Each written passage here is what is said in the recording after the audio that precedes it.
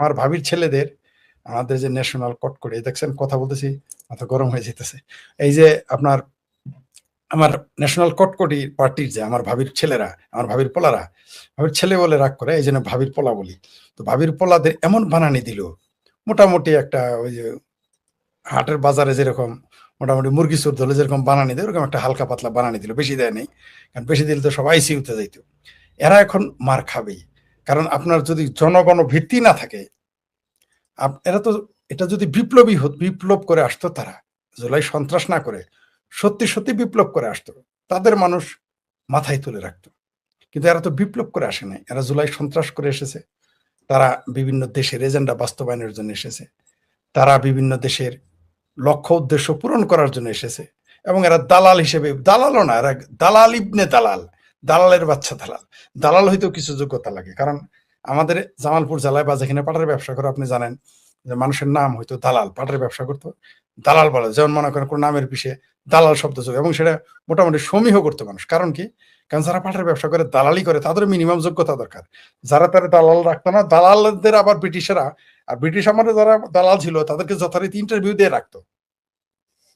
পাটের দালালদেরও যথারীতি ইন্টারভিউ দিতে হইতো। এত সহজ না দালাল হওয়া। যাই হোক, তো এরা দালাল না, এরা হলো গোলাম ইবনে গোলাম। দালাল আর গোলামের পার্থক্য আছে। দালাল গোলামের একটু উপরে, গোলাম তো গোলাম। তো এরা যারা আসছে এরা তো গোলাম ইবনে গোলাম, গোলামও না। ইউনূস হলো গোলাম, আসিফ নজরুল্লাহ গোলাম, এদের বাচ্চা হলো এরা এনসিপিরা। তো এনসিপিরা সারা দেশে যা করেছে, এদের তো এখনো কিছুই শুরু হয় নাই। এদের পাপের ১৬ কলা পূর্ণ হয়েছে। এরা বাপের বয়সী না, শুধু দাদার বয়সী লোকদের যেভাবে পিটিয়েছে, মেরেছে, গালিগালাজ করেছে, স্কুল কলেজ বিশ্ববিদ্যালয়ের শিক্ষকদের যেভাবে বেজ্জতি করেছে। আপনি দেখেন ওই যে জাবের নাকি জুবায়ের নাকি জাওয়ার, একটা দেখেন যে পরিবাগে ব্রিজের উপরে কি ঘটলো, মানে ন্যাচারালি এরা বেজ্জতি হয়ে যাচ্ছে। মানে এমন বিশ্রী ঘটনা, এগুলো আলোচনা করা যায় না।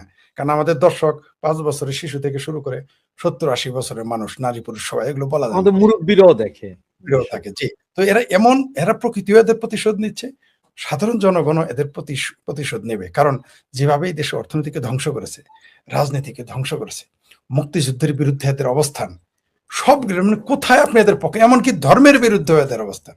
ধর্মের নামে এরা বাটপারি করেছে। এরা না ধর্মের পক্ষে, এরা না গণতন্ত্রের পক্ষে, এরা না মুক্তিযুদ্ধের পক্ষে, এরা না দেশের অর্থনৈতিক উন্নয়ন ঘটিয়েছে, এরা না আইন শৃঙ্খলার পক্ষে। তাহলে কেন মানুষ এদের সাথে থাকবে? বরং এই যে প্রায় ২ বছর হতে চললো, অর্থাৎ আগামী ৫ তারিখ আসলে, মানে আজকে ৩১ তারিখ, ৫ তারিখে ২ বছর পূর্ণ হবে। ২ বছর পূর্ণ হবে। তো ২ বছর পূর্ণ হইলে এই ২ বছর যে এরা এখনো ঠিক আছে, এটাই আসলে কপাল। এখনো যে এদের ধরে ধরে যমুনার পারে, পদ্মার পারে লাথি দিয়ে ফেলে দেয় না, বা ঢাকার মান্ডা খালের মধ্যে চুবায় না, এটাই এদের কপাল। কারণ এরা যেভাবে আপনি দেখেন প্রতি মুহূর্তে, আপনি দেখেন তো একটা ব্যক্তি এই দেশের মানুষের যদি অর্থনীতির একটা লোকের উন্নয়ন করতো, ১ ইঞ্চি রাস্তা বানাইতো, এরা ১ ইঞ্চি রেলপথ বানাইতো, এই দেশের অর্থনীতির যদি তারা একটা ফ্যাক্টরি বানানো তো দূরের কথা, যেগুলো জননেত্রী শেখ হাসিনা রেখে গিয়েছিলেন সেই ফ্যাক্টরিগুলো যদি চালু রাখতো, তাহলেও কিন্তু কিছু না কিছু হইতো। কিন্তু এরা শুধুমাত্র মুক্তিযুদ্ধকে বেইজ্জতি করে নাই, মুক্তিযোদ্ধাদের বেইজ্জতি করে না। আপনি দেখেন ৯০ বছরের একটা মানুষ, প্রায় ৯০ বছর, লতিফ সিদ্দিকী, তারা শাপলা চত্বরের ঘটনায় গ্রেপ্তার দেখালো। এটা তো একটা ফাত্রামি। আবার আমাদের দেশের আইনমন্ত্রী নাকি, প্রসিকিউটর বলছে যে তিনি নাকি ১৫,০০০ লোক মারছে ওই দিনই, নাকি ১৫,০০০ লোক নাকি শাপলা চত্বরে মেরেছে এই লতিফ সিদ্দিকী। আলাপ শুনছেন? অথচ এরা সর্বোচ্চ তাদের হিসেবে এখনো ৬০ পার করতে পারে নাই। কতজন শাপলা চত্বরে মরেছিল? এবং এই শাপলা চত্বরে কারা মরেছে? যারা কোরআনে আগুন লাগিয়েছে, যারা গাছ কেটেছে, যারা নিজেদের প্রকাশ্য শাপলা চত্বর প্রধানমন্ত্রী ঘোষণা করেছে। আচ্ছা, এখন যদি আপনি আর আমি নিজেদের প্রধানমন্ত্রী ঘোষণা করি, বাংলাদেশের প্রেসিডেন্ট, স্বরাষ্ট্রমন্ত্রী, রাষ্ট্রদ্রোহী অপরাধ না? আমরা সরকারের সমালোচনা, আমরা এটা বলতে পারি এই সরকারকে হটিয়ে আমরা নতুন সরকার করব, কিন্তু আমি কি নিজেকে স্বরাষ্ট্রমন্ত্রী, প্রধানমন্ত্রী, প্রেসিডেন্ট ঘোষণা করতে পারি? এটা তো সরাসরি রাষ্ট্রদ্রোহিতা। তারা কিন্তু আওয়ামী লীগ সরকার ক্ষমতায় ১৩ সালে ২০০০ শাপলা চত্বরে এই লিল্লাখরেরা ওই বিএনপি জামাতের উস্কানিতে নিজেদেরকে, তারা পাকিস্তানের উস্কানিতে তারা নিজেদের প্রধানমন্ত্রী ঘোষণা করলো। তো তাদের মধ্যে মারা গেল কেউ, তাও এক শাপলা চত্বরে কিন্তু একজন লোক মরে নাই, সারা দেশে মরেছে ৬০-৬৫ জন বিভিন্ন কারণে। কিন্তু বলা হলো ১৫,০০০ নাকি লতিফ সিদ্দিকী মেরেছে। তো এই যে মুক্তিযুদ্ধের বিরুদ্ধে তাদের অবস্থান, ৩২ নম্বর বঙ্গবন্ধুর বাড়ি ভাঙার পক্ষে যারা যারা বাংলাদেশে পোস্ট কোড বলে পরিচিত ৩২ নম্বর বাড়িটা ভাঙলো, ঘুরিয়ে দিল, এবং একবার না কয়েকবার, আরো ২-১ বার জ্বালানোর সম্ভাবনা আছে।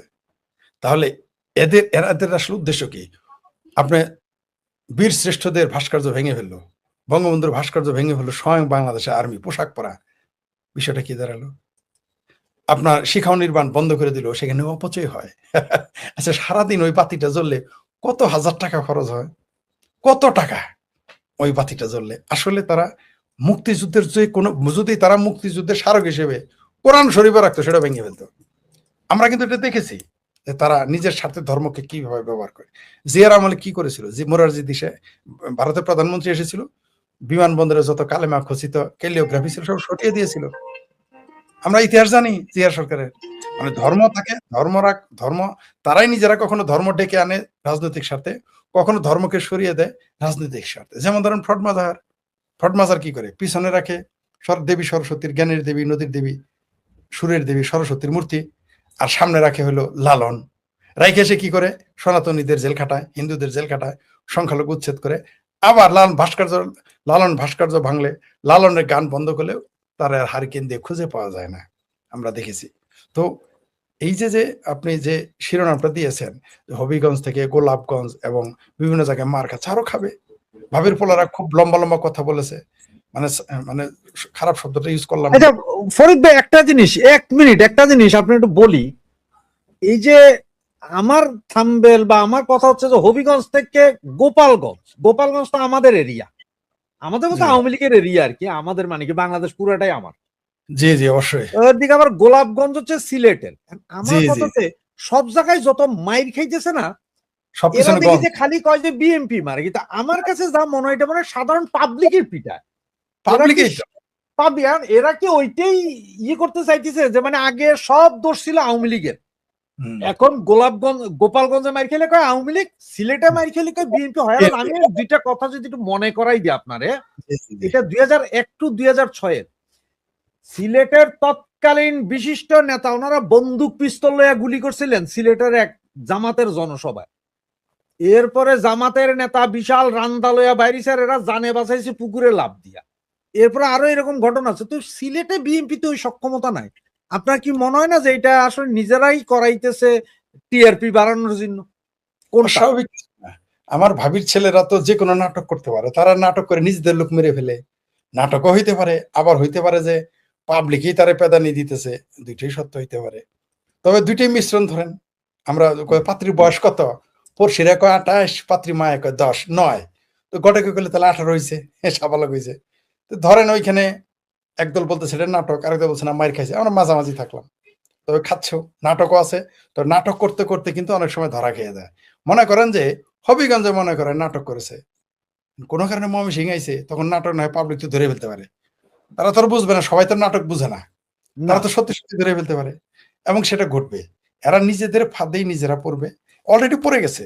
আপনি দেখেন ব্লেজার খলিলের চেহারা দেখেছেন সাক্ষাৎকারের পরে? চেহারাটা দেখেছেন? আচ্ছা, এই যে আপনার ভাইসটা সে ডিরেক্ট এক সময় কইতো না মাইকে, ভয় করে দেখা চেহারার মতো অবস্থা আমি করতারি না, ওইরকম দেখাইতো। তো হের ওই গলার টোন কই গেল গা? আবার তারা এখন দাবি জানাইতেছে মব বন্ধ করো, মব মাস্টার কয় মব বন্ধ করো। ভাই কেমনে? মানে জামালের ভাষায় যদি বলি যে চাচায় চাচারে চাচা ডাকে নাকি, হ্যাঁ চাচা এখন চাচা ডাকতেছে, বাঁচতে ডাকে না আর কি। এরা ভণ্ডামি এরা করবেই। এখন বুঝতেছে মব কেমন লাগে, এটাই নিয়ম। যারা ফ্রাঙ্কেনস্টাইন পয়দা করবে, তাদেরকে যারা পয়দা করবে তারাই তো খাবে, অথবা তারা যারাকে সে পয়দা করছে তাকে সে খাবে। এরা তাই করতেছে। এখন কেমন লাগে বাবা, দেখো কেমন লাগে ভায়োলেন্স, মব, মানে মানে খারাপ ভাষা চলে আসছিল, বললাম না যে কারা যেন কি বন্ধ করতে চায় আর কি। যাই হোক, ওইটা আনা যাবে না, আমাদের অনেক দর্শক আছে, আমাদের কম বয়সী। যাই হোক, যেটা বলতেছিলাম যে এরা আস্তে আস্তে দেখবেন আরো ছোট হয়ে আসবে। কয়দিন আগে এক ভাবির ফোলা বললো না, গাল ফোলা ভাবির ফোলা, নাহিদ ইসলাম নাকি, ওই যে পেট বড় আর কি, পিছনে ঘাড়ে গুজ হয়ে গেছে দুম্বার মতো, তারপরে পাশা ফুলে ময়মনসিংহে পাউরুটি হয়ে গেছে আমার ভাবির ফোলাদের, সেই নাহিদ ইসলাম বললো আওয়ামী লীগ বিএনপি মিলে এসে দেখো, তোমরা আমাদের কিছুই করতে পারবে না। এখন দেখি ভাবির ফোলা আবার লোকের সংখ্যা দেখছেন, পুলিশ হলো ১০০, ভাবির ফোলারা থাকে ৫টা, আর 35টা থাকে সাংবাদিক, এই হলো তাদের দল। এত বিপ্লবী তারা। এইরকম বিপ্লবী যে 20 মাস পরে তারা 20টা লোক জোগাড় করতে পারে না। তাহলে এই ভাবির পোলাদের যে মামা ওয়াকারুজ্জামান ওয়াকার সাহেব, ওই যে মোল্লাদের যে নেতা, জঙ্গিদের নেতা, ভাবির পোলাদের নেতা, মানে পৃষ্ঠপোষক, সে যদি এখন ব্যারাকে ফিরে যায়, 5টাও তো 20টাও তো খুঁজে পাবে না, মানে 5টাও খুঁজে পাবে না। পাবলিক তাদের উষ্টাবে, পাবলিক এদের থুতু দিবে, জুতা মারবে। আমি নিশ্চিত ব্যারাকে সেনাবাহিনী ফিরে গেলে এই ভাবির পোলাদের পাবলিক যেখানে দেখবে সেখানে পাবলিক দূর থেকে জুতা মারবে, কাছে থেকে না। কাছে থাকলে থুতু দেবে আর দূর থেকে জুতা মারবে, আপনি নিশ্চিত থাকেন। তারপর নতুন জুতা হলে মারবে না, পুরান জুতা দিয়ে মারবে, দেখবেন আপনি এই ভাবির পোলাদের কিভাবে জুতায়। তবে আমার যেটা মনে হয় আর কি, এরা যেমন বিপ্লব বলে, তো ওরা তো আসলে যে আমরা ছোট থাকতে আমার এক বন্ধু ছিল, ওর নাম ছিল হাবিবুল হক বিপ্লব, তো আমরা মিছিল করতাম বিপ্লব বিপ্লব হাবিবুল হক বিপ্লব। এরা তো বিপ্লবের মানে ওই যে এরা বুঝছে হাবিবুল হক বিপ্লব, আর এরা মনে বিপ্লবের পরের কথাটা বুঝে নাই যে বিপ্লব তো করছে কমিউনিস্টরা সর্ব জায়গায় সর্বক্ষেত্রে। কমিউনিস্টদের সেই বিখ্যাত নেতারাও বলছেন বিপ্লব একসময় বিপ্লবীদেরকে খায়া ফেলায়। হ্যাঁ, এরা সত্য। এই জিনিসের পাট আর পরে নাই, না, এরা তো পরে নাই। এরা বিপ্লব তো করেই নাই, এদের তো এমনি খাবে। এরা তো বিপ্লব, হাবিবুল হক বিপ্লব হইছে। হাবিবুল হক বিপ্লব, জি জি জি জি, বা মুর্শিদুল ইসলাম বিপ্লব, বা রাশেদ হায়দার বিপ্লব, এরকম আর কি। তো মনে করেন যে এই সমস্ত যারা বিপ্লব করেছে, বিপ্লবীরা কোনোদিন এরকম কেসকি বান্দির পোলা সুলতান খা হয়ে যায় না। বিপ্লবী কারা ছিল? জসিমউদ্দিন মন্ডল, ব্রিটিশ বিরোধী বিপ্লবী, মুক্তিযুদ্ধ করেছেন, ৭১-এর বীর মুক্তিযোদ্ধা। আবার বীর তো আজকাল বলা নিষেধ। ওই যে ভাবির পোলাদের যে আরেকটা হ্যাঁ, আছে না, পেতিপাড়া, তারেক রহমানের পেতিপাড়া, জাহেদ বলছে মুক্তিযুদ্ধের আগে বীর বলা যাবে না। এখন ও নিজেই তো পেতিপাড়া, তো বীরের মর্যাদা বুঝবে কি? তাইলে ওই আমরা লোক কি মাননীয় প্রধানমন্ত্রী বলা ছেড়ে দিব এখন? তাইলে হ্যাঁ, তাই তো মাননীয় বলে অন্য কিছু বলতে হবে। আমি কি মাননীয় এমনি প্রধানমন্ত্রী। এমনি কি জাহেদকে আমি, প্রতিমন্ত্রীকে আমি পেতিপাড়া বলি? এমনি বলেছি মনে করেন? কারণ সে তো বলেছে বীর বলা যাবে না, তারও মন্ত্রী বাদে এই জন্য পেতিপাড়া বলি। এখন বুঝতে পারছেন তো কেন আমি বলেছি। যাই হোক, এই যে আমাদের দেশে যে পরিস্থিতি এখন চলতেছে, যে ভাবির পোলাদের তো দায় আছে। এই দেশের অর্থনীতি ধ্বংসে এনসিপির দায় আছে, এই দেশের রাজনীতি ধ্বংসে এনসিপির দায় আছে, এই দেশের সার্বভৌমত্ব হুমকিতে ফেলার দায় এনসিপি পারে না। তারপর আবার তাদের মিছিল করতে হয় 100 পুলিশ নিয়ে, 150 সাংবাদিক নিয়ে, 20 জন লোক। দেখলাম তো ভাবির পোলারা এখন এই সরকার 4 মাস না যাইতেই আমার ভাবির পোলারা এতিম হয়ে গেছে সব এমপি। ওই এমপি ওই কয়জন সারা মানুষ খুঁজে পায় না, কয়দিন পরে তো আরো পাবে না। এদের উপর যখন ফরিদ ভাই একটু ইন্টারাপশন করি, এই যে হারামজাদাই বললো যে আগামী 5 বছর পর আওয়ামী লীগ করার লোক খুঁজে পাওয়া যাবে না, ভাই গত 2 দিনে অন্তত 300 পোস্ট পাইছি সারা বাংলাদেশের বিভিন্ন জায়গায়। ওই যুবলীগ, ছাত্রলীগ, আওয়ামী লীগের কমিটি দিতেছে। আমার কাছে অন্তত 5,000 ফোন আইছে যে ভাই আমার কমিটিতে কেন রাখা হইলো না। কমিটিতে রাখার জন্য যদি এত পোলাপাইন পাওয়া যায়, তাহলে এবারে কেমনে করে আওয়ামী লীগ করার লোক পাওয়া যাবে না? এটি পাগল এখন নাকি? এটার উত্তর আছে তো। এতে তো কাম নাই, কাম না থাকলে খই বাজতে হয়। তো খই বাজাও তো একটা কাজ। তো খই বাজার, এটা তো খই বাজতে জানে না, তখন মুখে যা বলার তা বলবে। এই যে ভাবির পোলারা যে বলে, যেই বাংলাদেশের অলিতে গলিতে না, প্রত্যেক বাড়িতে একটা করে আওয়ামী লীগের লোক থাকে, সেইখানে ভাবির পোলারা বলে আওয়ামী লীগ খুঁজে পাওয়া যাবে না। আমার ভাবির পোলাদের আর হারিকেন লাগে কয়দিন পরে খুঁজে পাওয়া যাবে। একের ওই সমুদ্রের মধ্যে ছাড়ে না সার্চ লাইট, একের বহু দূরে দেখা যায়, ওইগুলো লাইট দিয়েও তো আমার ভাবির পোলাদের খুঁজে পাওয়া যাবে না আর কয়দিন পরেই। জামাত, এদের যে আব্বু আছে জামাত, তারই খুঁজে পাওয়া যাবে না। তাদের যে জ্যাঠা আছে বিএনপি, তাকে খুঁজে পাওয়া যায় না। আর ভাবির পোলারা তো কোথাকার কি, এদের তো আপনি হারিকেন লাগে খুঁজে, এরা দেখবেন তওবা পরে সব আওয়ামী লীগ হয়ে যাবে। সমস্যা হলো ঢুকে যাবে, এটা হলো প্রবলেম। ওরা তো তওবা মুক্ত। না, যারা গুপ্ত না প্রকাশ্য আওয়ামী লীগ তো আবার শের দিল ৭১ রাজাকারদের ক্ষমা করেছিল বলে কেউ কেউ। তারপরে তারা 2008-9 ক্ষমতায় এসেও চিন্তা করলো যে না, মুক্তিযুদ্ধ বিরোধী হোক থাকুক, তাদের একসাথে নিয়ে চলি, মিলেমিশে মোল্লাদের নিয়ে চলি, মিলিটারি নিয়ে চলি, এরা বোধহয় মানুষ হয়ে গেছে। কিন্তু না, তারা হয় নাই, হবেও না। ৭১ আর মোল্লা মিলিটারি একসাথে যায় না। আমি সবার কথাই বলতেছি না, মানে এখানেও তো কম বেশি কিছু আছে, কিছু পার্সেন্টেজ তো আমাদের মোল্লা হক মিলিটারি, কিছু তো আমাদের আছে। কিন্তু বেশিরভাগ সময় যদি সাদা মাটা বলি যে ৭১-এর সাথে মোল্লা মিলিটারি যায় না। তো আওয়ামী লীগ তো এবার বুঝতে পারছে। তারপরেও শের দিল, অনেক বড় হৃদয়, ক্ষমা করে দিতে পারে যে আসো বাবা আসো। কিন্তু যদি এবার ক্ষমা করে, তাহলে এইবার যার একটা ৭৫ এরা ঘটাবে।